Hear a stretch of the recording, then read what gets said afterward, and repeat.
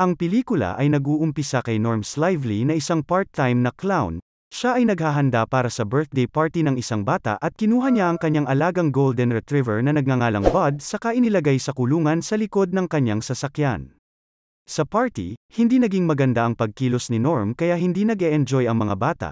Sa pagtatangka na may salba ang sitwasyon, isinama niya si Bud sa isang laro ng bola. Napahanga at natuwa ang mga manonood sa husay ni Bud sa pagsalo ng mga bola na ibinabato sa kanya ni Norm. Subalit nang subukan nitong ibato ang mas malaking bola, bumalik ito sa kanya dahilan upang bumagsak siya sa sahig. Labis na nagalit si Norm at hinabol si Bud na nagdulot ng kaguluhan sa party, bilang isang resulta ang ina ng bata ay pinalayas sila at tumanggi na magbayad sa kanya.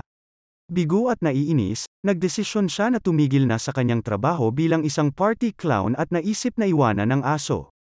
Ibinalik niya si Bud sa kulungan at nagmaneho paalis na hindi alam na hindi niya naitali ng maayos ang hawla sa likod ng kanyang sasakyan, na naging sanhi ng pagdulas nito at umabot sa dulo nang siya ay magmaneho sa isang bukol.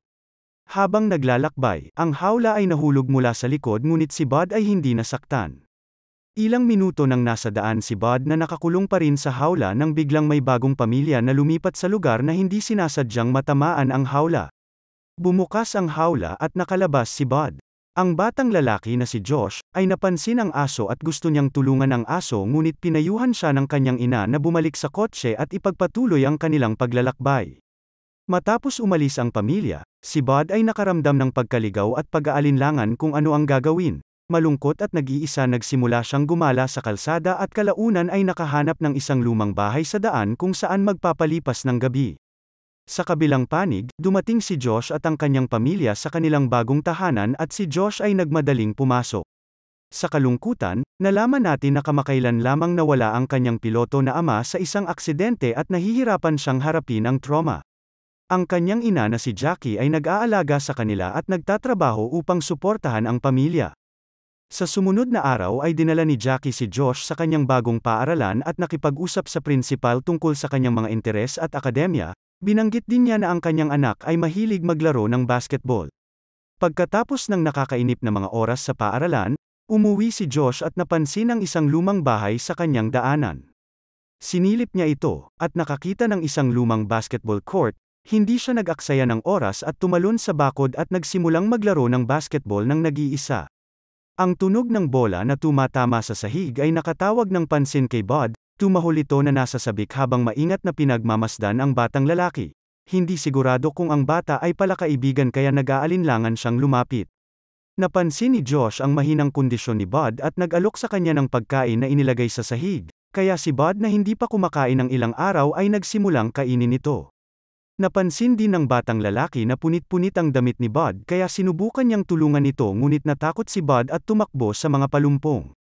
Kinaumagahan ay bumalik si Josh sa bahay, nilinis ang mga damo at naglagay ng mas maraming pagkain ng nakahilera, at gaya ng inaasahan niya, lumabas ang aso sa kanyang pinagtataguan at dahan-dahan na kinain ang lahat.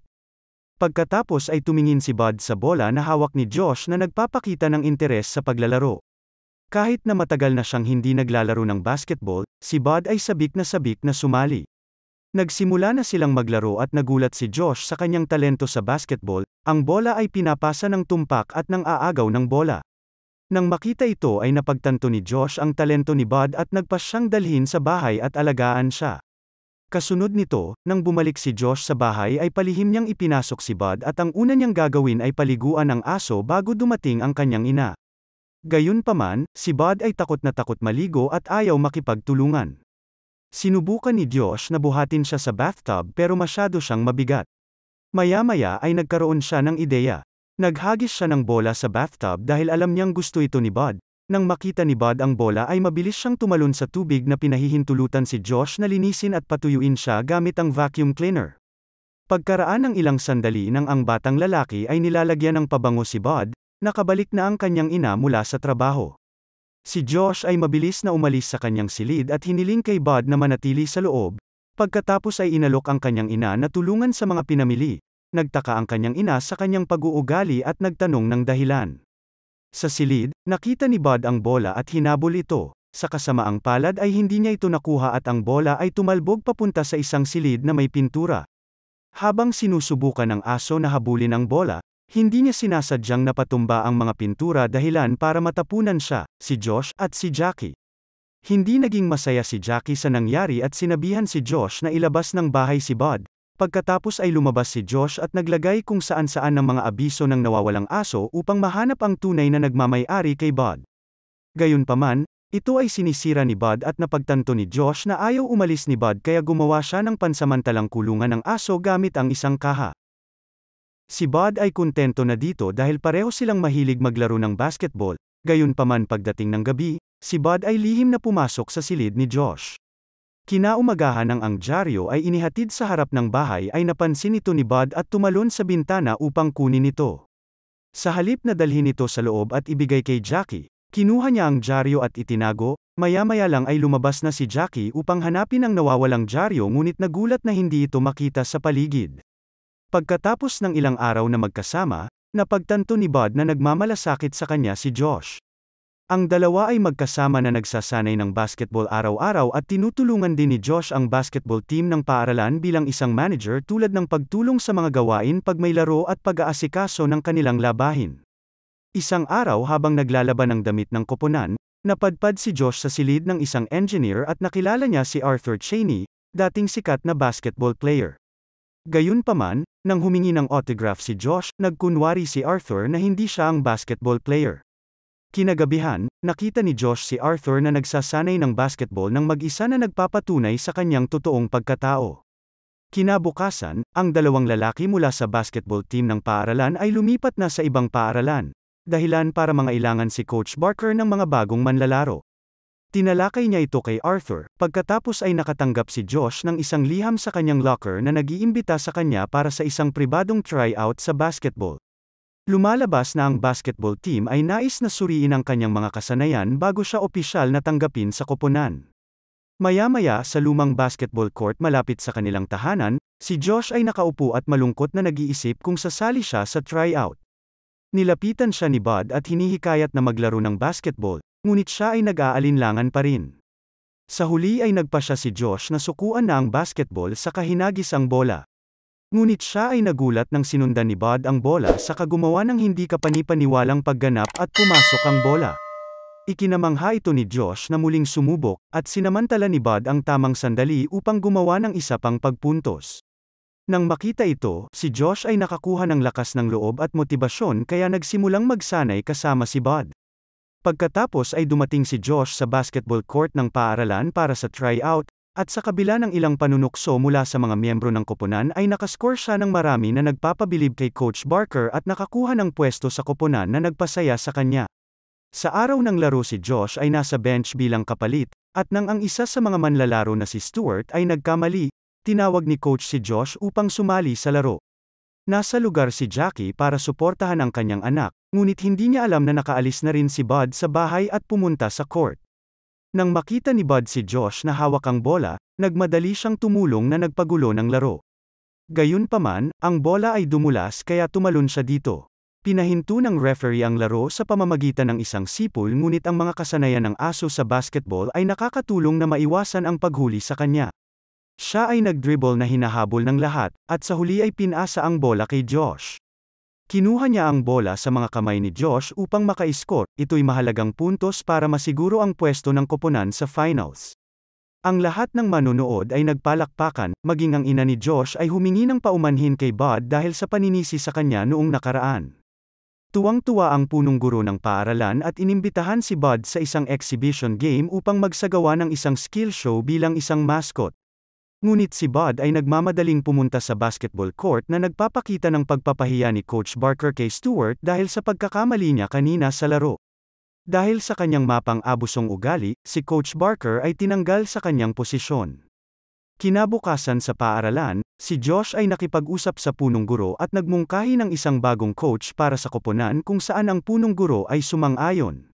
Sa sorpresa ng lahat, si Arthur ay itinalaga bilang isang bagong coach at agad niyang sinimulan ang pagsasanay ng mga bata. Mula noon, si Bud ay nagsasanay kasama si Josh araw-araw at sila ay nakabuo ng isang magandang pagsasama. Pagkatapos ang eksena ay lumipat sa isa pang laro ng basketball kung saan ang star player na si Larry ay makasarili na naglalaro na hindi nagustuhan ni Arthur. Binalaan siya ni Arthur ng ilang beses ngunit nang hindi nakinig si Larry ay nagpa siya ang coach na tanggalin siya sa team at hinayaan si Josh na pumalit sa kanya. Ang galit na ama ni Larry ay kinuha ang kanyang anak mula sa court.